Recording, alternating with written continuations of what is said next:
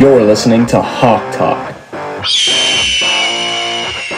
What's up, everyone? Welcome back to another Zoom-held podcast for the 6th episode of Hawk Talk, official podcast of St. Anselm Men's Soccer. You already know your crew.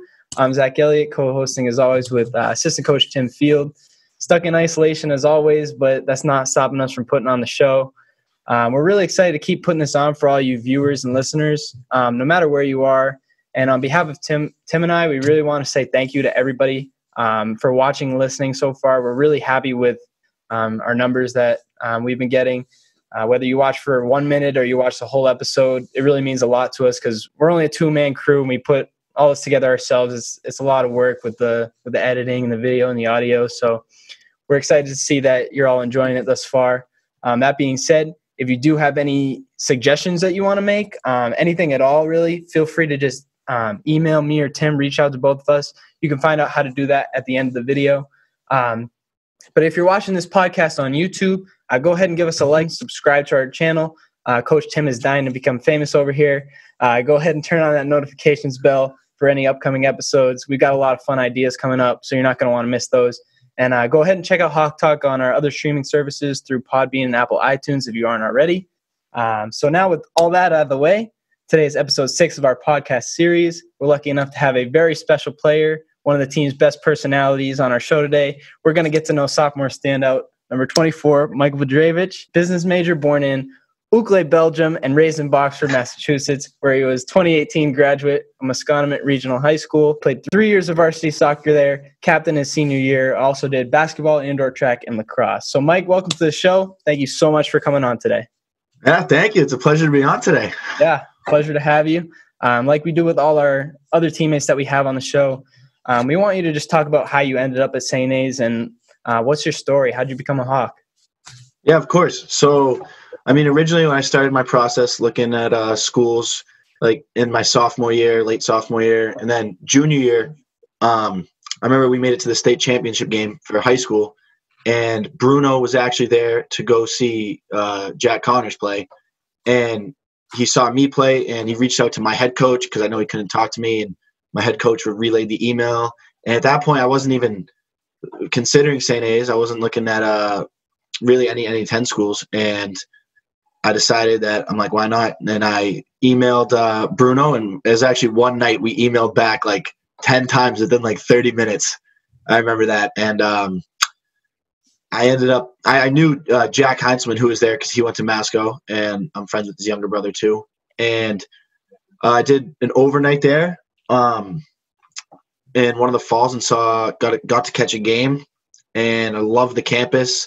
I loved the coaching staff. I got to meet them, got to meet the team, and I just knew the team was very close. And then I did an official visit later on, but I also took a tour with my mom, just not soccer related at all. And that's what I just fell in love with the campus, and that really drew me in. So, Mike, it's good to have you on with us. I'm going to let everyone know that you and I love to celebrate Belgian Waffle Day every game day. So Here's a little bit more about Mike so everyone knows who we're talking about. He's a 2-year starter, started both as a freshman and a sophomore. Last year in his freshman year, he scored 3 goals. This year, really stepped it up, scored 8 goals, had 4 assists for a total of 20 points, which was the most by any Hawk since 2013. It all started off the first game of the season when he had the first St. Anselm hat trick since 2008 and 7 total points in the first half. That hasn't been done since 1972. He was named the NE10 Player of the Week that week, which was also a first for anyone in our program since 2010. He finished 6th in the conference for total goals and 5th for total points. And I think you were robbed not getting an all NE10 spot. I'm just going to put that on the record. We'll get to that one. Yeah. At the end of the year, we put together an awards banquet, and Mike was named unanimously as our Offensive Player of the Year, an honor that was obviously well-deserved. And so, Mike, you played 2 total seasons, and you've already done all of this, but now you've got a team that's relying on you. You know, what was that like having to step up into a role like that as a young guy? I mean, yeah, it was definitely a tough role to take on, but it was something I looked at as a challenge, and I was looking forward to. I think one of the things that prepared me greatly for this was I remember after graduating high school, when we had played summer league, and I was playing in my first U23 men's game.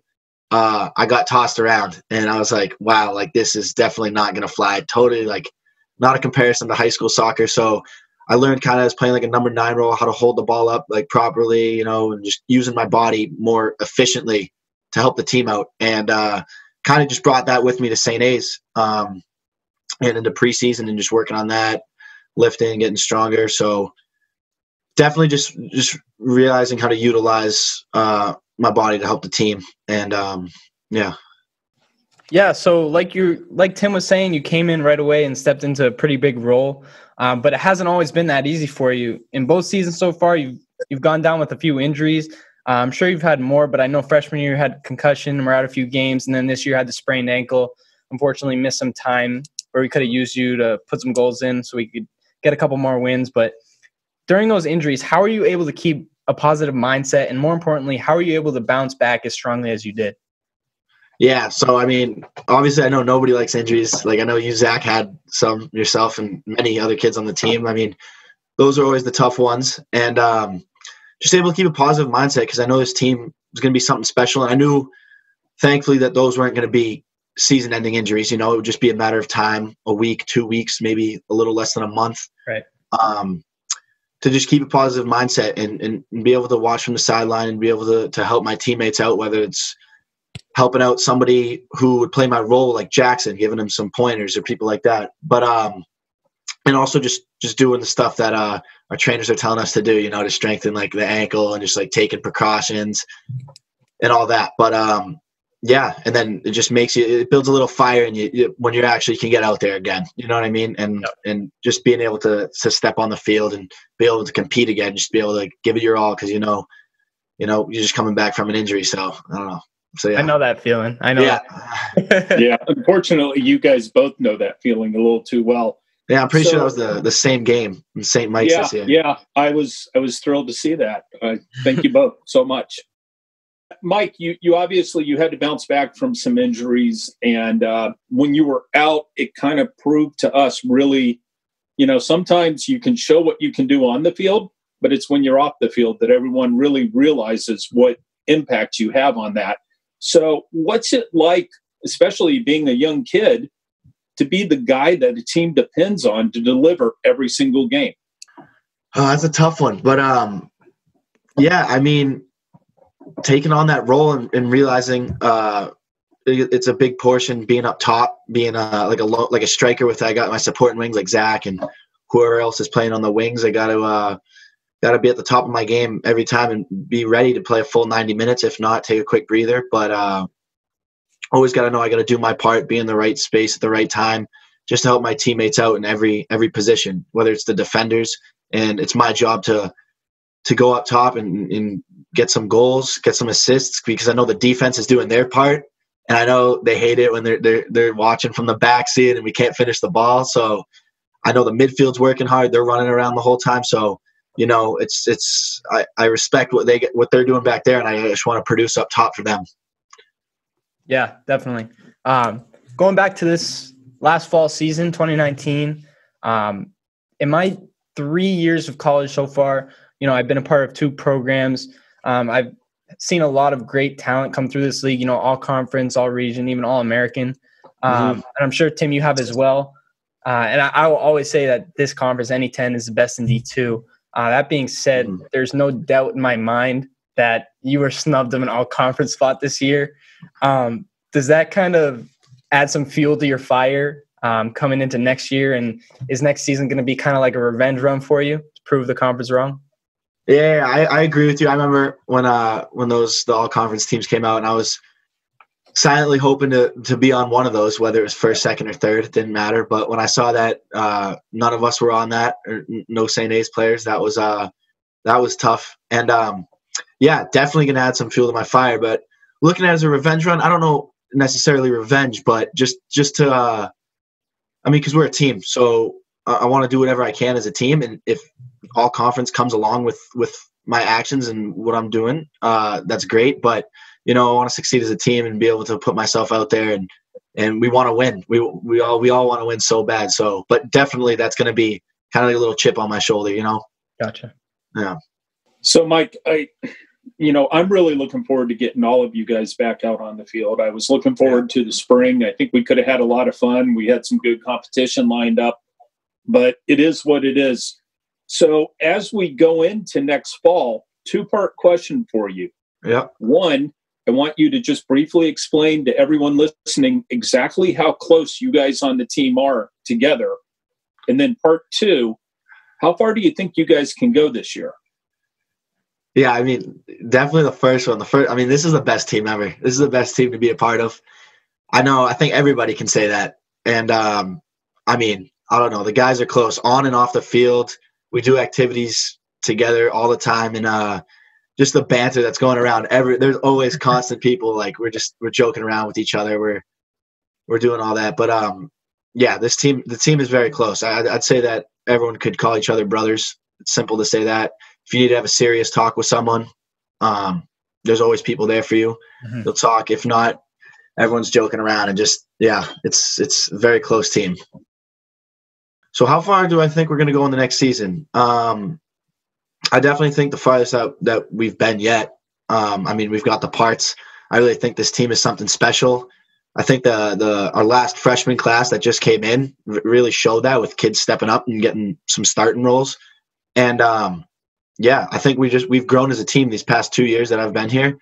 And I definitely think, I know we've said we want to take it one game at a time. And I know everyone that's been on this podcast, because everyone in this team has said that playoffs will always be in the back of the mind. But definitely, I definitely think that we're going to make it to playoffs. And that's the fuel right there that we need. And we're taking it one game at a time. But yeah, I think that's everyone's goal. That would be amazing. Yeah, definitely a great answer. That's what all the guys are thinking too. Yeah. But now, ladies and gentlemen, best part of the show. I know Mike's been looking forward to this. It's our lightning round. Lightning round.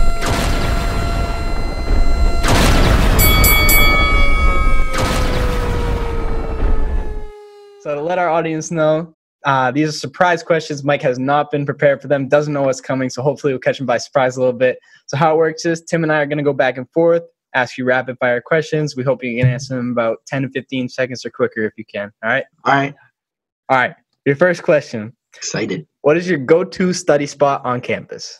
Ooh, go-to study spot. I'd say top floor of the library, in one of the corner spaces where you got your own desk. That way you're not allowed to talk up there, so get my work done. What do you do in your free time between classes? My free time between classes? Usually we'll go back to someone's room. I know me, Taylor, and Chris had a similar schedule. So we would just go back and hang out in their class, and we'd either play some FIFA or just hang out. And that's really it. Not too much. Dining preference, Davison Hall or C-Shop? I have to go with Davison Hall.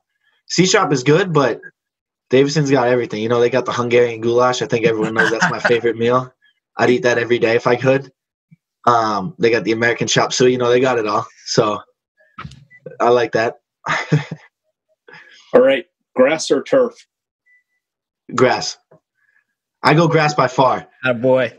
A nice grass. I like our grass field perfect, our game field right in preseason, which we don't play on, but when we do play a first game, it's perfect. Games. I love playing on that. The jungle.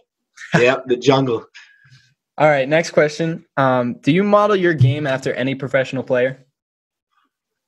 I don't know if I'd say after any professional player. If there's one I could look after, I'd probably say Lukaku, just because he's an absolute beast.